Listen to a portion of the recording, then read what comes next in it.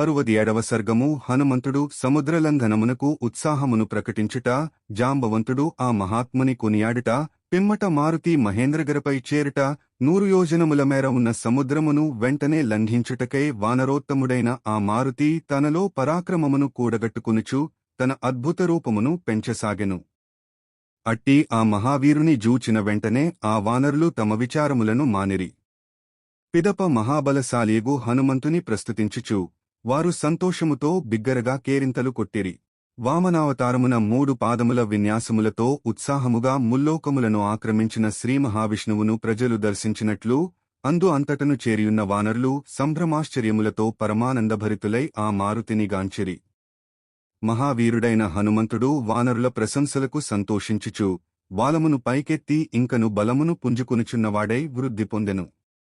వృద్ధులు వానర ప్రముఖులు ప్రశంసించుచుండగా ఆయనలోని తేజస్సు వెల్లివిరియుచుండెను. అప్పుడు ఆ మహాత్ముని రూపము అద్భుతముగా ఉండెను. పర్వతగుహేందు సింహము జూలు విదల్చి విజృంభించుచున్నట్లుగా వాయుసుతుడు ఇప్పుడు ఒక్కసారిగా అత్యుత్సాహముతో పరాక్రమించెను. ధీశాలి అయిన హనుమంతుడు ఆవులించుచుండగా ఆయన ముఖము వెలుగొందుచున్న పెనమువలెను పొగలేని అగ్నివలెను శోభిల్లిచుండెను. వానరుల మధ్యనున్న హనుమంతుడు లేచి నిలబడెను.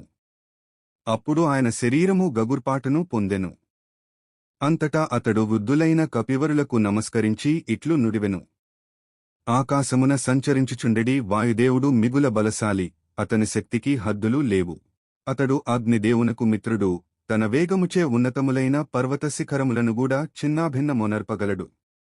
శీఘ్రముగా సాగిపోగల గరుత్మంతుడు మున్నగువారివలే ఆ మహాత్ముడు వేగగమనుడు.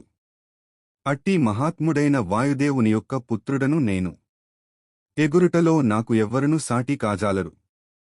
ఆకాశమును తాకుచున్నదా అన్నంతగా మహోన్నతమై విశాలమైన మేరుపర్వతము చుట్టూను నేను అనాయాసముగా వేలకొలది పర్యాయములు వరుసగా తిరిగి రాగలను. నా బాహుబలముచే సముద్రమును అల్లకల్లోలమొనర్చి పర్వతములతోడను నదులతోడను చెరువులతోడను కూడియున్న ఈ భూమండలమును ఆ సాగరజలములలో అవలీలగా ముంచివేయగలను. నా తొడల యొక్క పిక్కల యొక్క వేగముచే వరుణదేవుని నివాసమైన సముద్రమును క్రిందుమీదు గావించెదను. అప్పుడు ఆకల్లోలిత జలములచే అందలి మొసళ్ళు మొదలగు మహాజలచరములు అన్నియును పైకి ఎగురగొట్టబడును. పక్షులు సంచరించెడి ఆకాశమునందు పన్నగాసనుడైన గరుత్మంతుడు అమిత వేగముతో ఎగురుచుండును. అప్పుడు నేను అంతకంటను మించిన వేగముతో ఆవైన తేయుని చుట్టూను వేలకొలది పర్యాయములు ప్రదక్షిణములు చేయగలను. ఓ వానర ప్రముఖులారా! ఉదయాద్రి నుండి బయలుదేరిన సూర్యునితో పాటు నేను కదలి ఆయనను మించిన వేగముతో ముందుగా అస్తాద్రికి చేరెదను. మరల నేను ఆ అస్తాద్రి నుండి బయలుదేరి మధ్యాహ్న సమయము వరకు ఆ భాస్కరుడు ఆకాశము మధ్యకు చేరినప్పటికే ఆ వేడి కిరణముల స్వామికి సూర్యునకు ఎదురురాగలను. అనంతరము భూమిని తాకకుండగనే మధ్యలో ఎచ్చటనూ విశ్రాంతి తీసుకొనకుండా తీవ్రమైన మహావేగముతో అదే వేగముతో తిరిగి రాగలను. అంతటి వేగముతో సుదూర తీరములకు నిర్వరామముగా వెళ్లిరాగల నాకు ఈ సముద్రమును లంఘించుట ఒక లెక్కయా?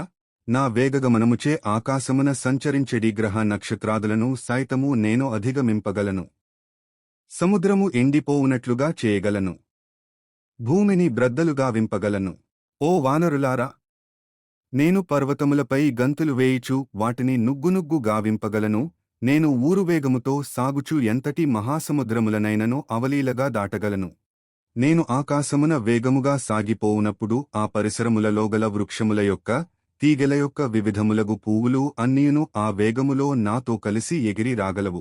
పుష్పములు అన్నియును చెల్లాచెదరై నా వెంట వచ్చిచున్నప్పుడు ఆ పువ్వులన్నీయును మిలమిలమెరయిచుండుటచే నా మార్గము అనేక నక్షత్రముల సముదాయములచే కూడియున్న స్వాతి నక్షత్ర మార్గమువలే శోభిల్లును. ఓ వానరులారా! నేను భయంకరమైన ఆకాశమున పైకి వెళ్ళుచు క్రిందికి వచ్చిచూ సంచరించునప్పుడు ఆ దృశ్యమును సమస్త ప్రాణులను కాంచగలవు. విశాలమైన మహామేఘతుల్యమగు ఆకారముతో అంబరమును మ్రింగివేయుచున్నట్లు ఆకాశమును అంతయును వ్యాపించియున్న నన్ను మీరందరూ చూడగలరు. ఏకాగ్రచిత్తముతో అంతరిక్షమున ఎగురుచు మేఘజాలమును చెల్లాచెదరుగావింతును, పర్వతములను కంపింపజేయుదును. సాగరమును అల్లకల్లోలమొనర్చెదను. గరుత్మంతునివలెను వాయుదేవునివలెను నేను మహాశక్తిమంతుడను. మహావేగముగల వైనతేయుడు వాయుదేవుడు తప్ప ఇతర ప్రాణులెవ్వియును దివమందు త్వరితగతితో పురోగమించుచున్న నన్ను అనుసరింపజాలవు. మేఘము నుండి వెలువడు మెరుపువలె నేను విద్యుద్వేగముతో నిరాధారమైన ఆకాశమునకు రెప్పపాటు కాలములో క్షణములో ఎగురగలను.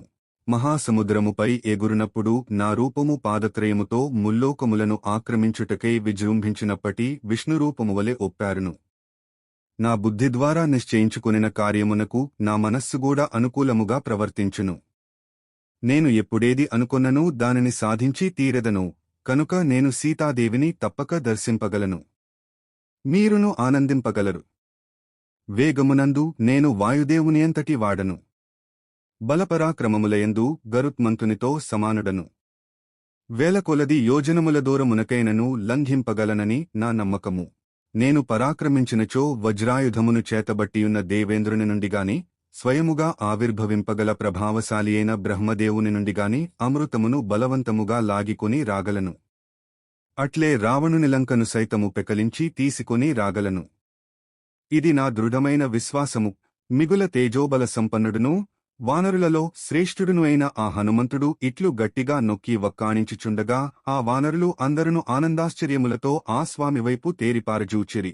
తోడి వానరుల యొక్క విచారమును తొలగించుచూ వానరశ్రేష్ఠుడైన హనుమంతుడు పలికిన వచనములను విని జాంబవంతుడు పరమానందభరితుడై పిదప ఆయనతో ఇట్లు నుడివెను. నాయనా, ఓ కేసరికుమారా, ఓ వాయువర ప్రసాది, మహావీరుడవైన ఓ హనుమంతా, నీలోని ధైర్యోత్సాహములకు అనుగుణముగా చక్కని అభయవచనములను పలికి మన వానరులలో గూడు కట్టుకునియున్న అపారమైన దుఃఖమును రూపుమాపితివి. ఇచట చేరియున్న ఈ కపివరులందరూ నీ శుభమును కోరుచున్నారు.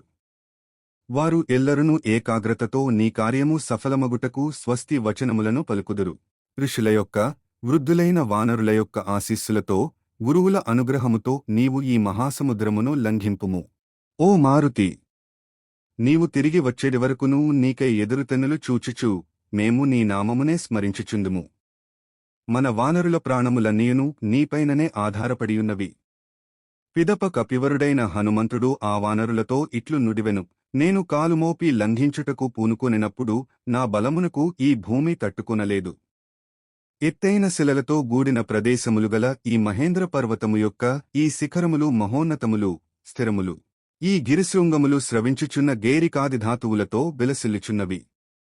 ఇందు అంతటను వివిధములగు వృక్షములు వ్యాపించియున్నవి.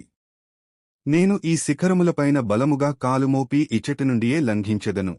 ఓ వానర ప్రముఖులారా, సముద్రముపై 100 యోజనముల దూరము లంఘించుటకు నేను పూనుకొనినప్పుడు, బయలుదేరునప్పుడు ఈ శిఖరములు నా పాదముల ఒత్తిడిని భరింపగలవు. అనంతరము శత్రు సంహారకుడు, వానర ప్రముఖుడు, వేగమున వాయుదేవునితో సమానుడు అయిన ఆ మారుతి పర్వతములలో శ్రేష్టమైన ఆ మహేంద్రగిరిని అధిరోహించెను. ఆ మహేంద్రగిరిపై వివిధములగు వృక్షములు శోభిల్లుచున్నవి. అచటి పచ్చిక బయళ్లపై మృగములు, లేళ్లు హాయిగా సంచరించుచున్నవి. ఆయా ప్రదేశముల యందు పూలతీగెలు దట్టముగా అలముకునియున్నవి. అచటి వృక్షములు ఎల్లప్పుడును పుష్పములతో, ఫలములతో నిండి కలకలలాడుచుండును. అచట సింహములు, పెద్ద పులులు సంచరించుచుండును, మదపుటేనుగులు స్వేచ్ఛగా తిరుగుచుండును. ఆగిరియందు నిరంతరమూ బాగుగా మత్తిల్లిన పక్షుల గుంపుల యొక్క కలకలారావములు వినిపించుచుండును. ఆ గిరి నిర్మల జలప్రవాహములతో నిండియుండును. అద్భుతములైన శిఖరములతో అత్యున్నతమై ఒప్పుచున్న ఆ మహేంద్రగిరిపై పరాక్రమమున దేవేంద్రునితో సమానుడును, మహాబలశాలియు, కపివరుడును అయిన ఆ హనుమంతుడు ఇటునటు సంచరించెను. ఆ మహాత్ముని పాదములయొత్తిడికి కంపించిన ఆ పర్వతము సింహముచే కొట్టబడిన బలీయమైన మదపుటేనుగువలే ఒప్పుచూ ధ్వని చేసెను. కంపించిన ఆ పర్వతముపై గల ప్రాణులన్నీయును గగ్గోలు పెట్టెను. బ్రద్దలైన ఆ పర్వతము యొక్క పగుళ్ల నుండి నీటి ఊటలు స్రవించెను.